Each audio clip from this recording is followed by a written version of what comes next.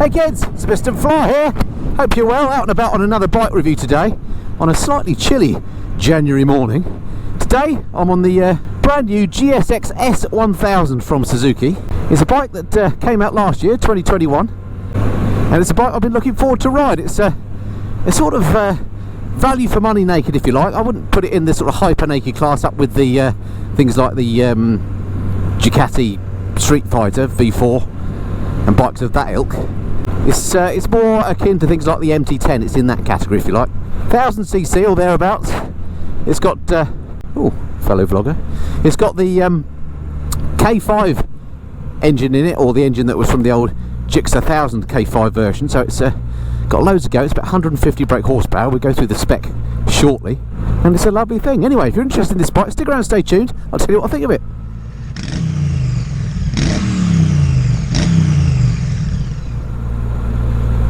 Actually, it's nowhere near as cold out here today as I thought it was. It's actually quite bright. Not a bad day to be out on a bike. And before I get into the details of what this bike is like to ride, let's hop off the bike and let me just show you the bike so you can see what it looks like.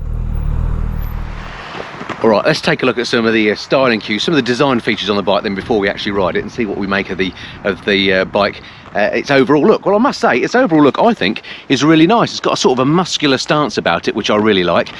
This sculpted tank, I think, looks good, and the way that the thing is all kind of raked forward, it looks like it's going fast even when it stood still. And some of the things that stand out, obviously, are things like these blue wheels that I think look absolutely cracking. Why don't more manufacturers be brave and do things like this with their wheels? I love the blue wheels on this, as I love the gold forks as well. I think they look great. I'm a sucker for a bit of gold bling.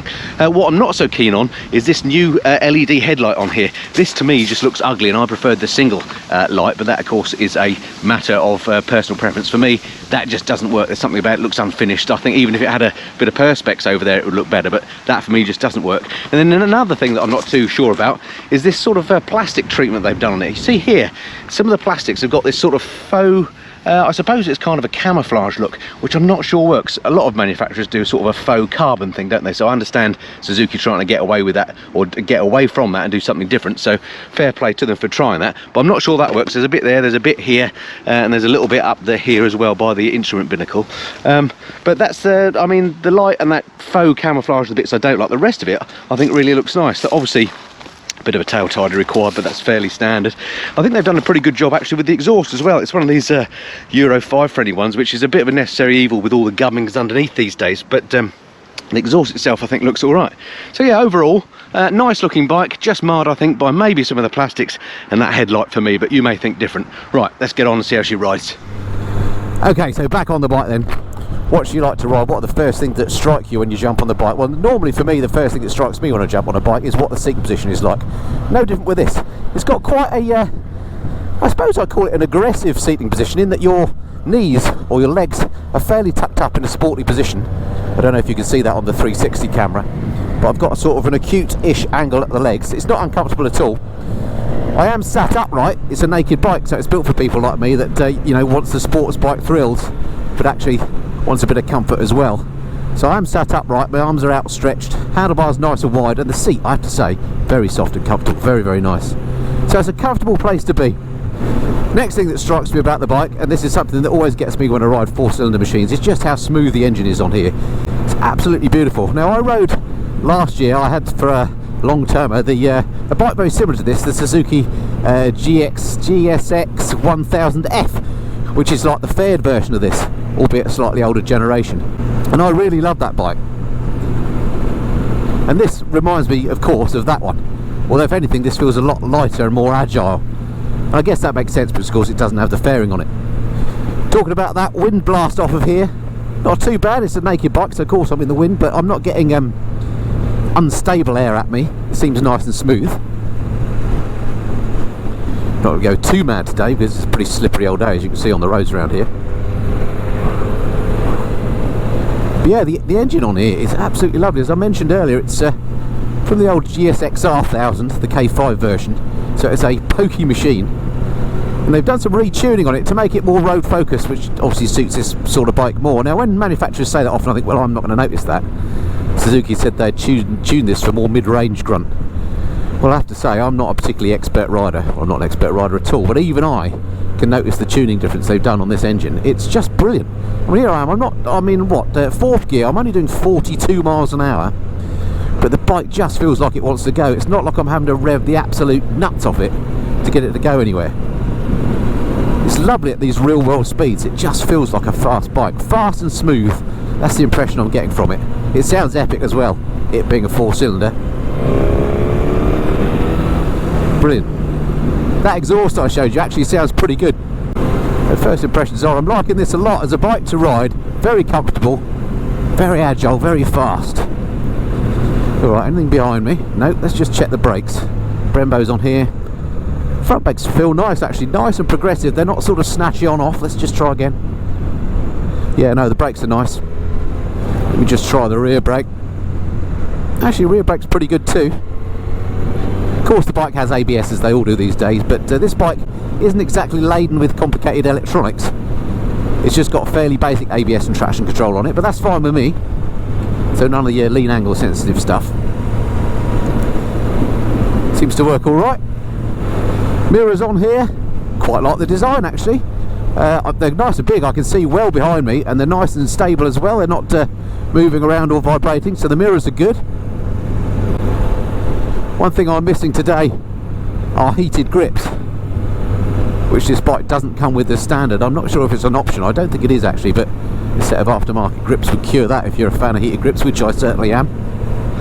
Let's just have a tickle up this road up here, just to have a little bit of a feel what the handling's like. It is a bit slippy on the roads today, as I say, so I want to be a bit careful. But this is just quite a nice little twisty section. Here we go. Quick shifter is epic on here. Quick shifter is standard, up and down, really smooth. Wow, the sun's bright. Yeah, the suspension is set lovely on here. It is adjustable, but I wouldn't fiddle with it. It feels just nice for me. I'm about 74 kilograms. It's set just nicely for me. It's not too hard, not too soft.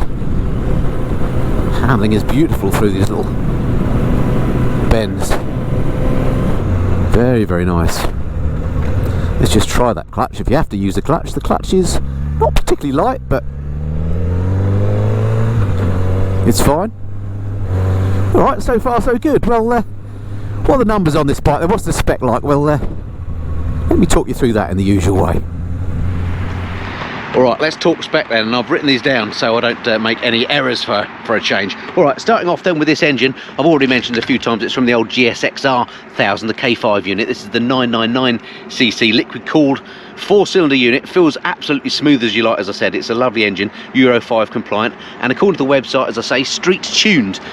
Really, as I say, lovely and smooth, sounds great, goes like stink, makes you feel like you've got loads of power without having to thrash it. It's brilliant. It puts at 152 PS, that's about 150 brake horsepower in the old money, at 11,000 RPM, and torque wise 106 newton meters of torque at 9,250 or 78.1 pounds-feet.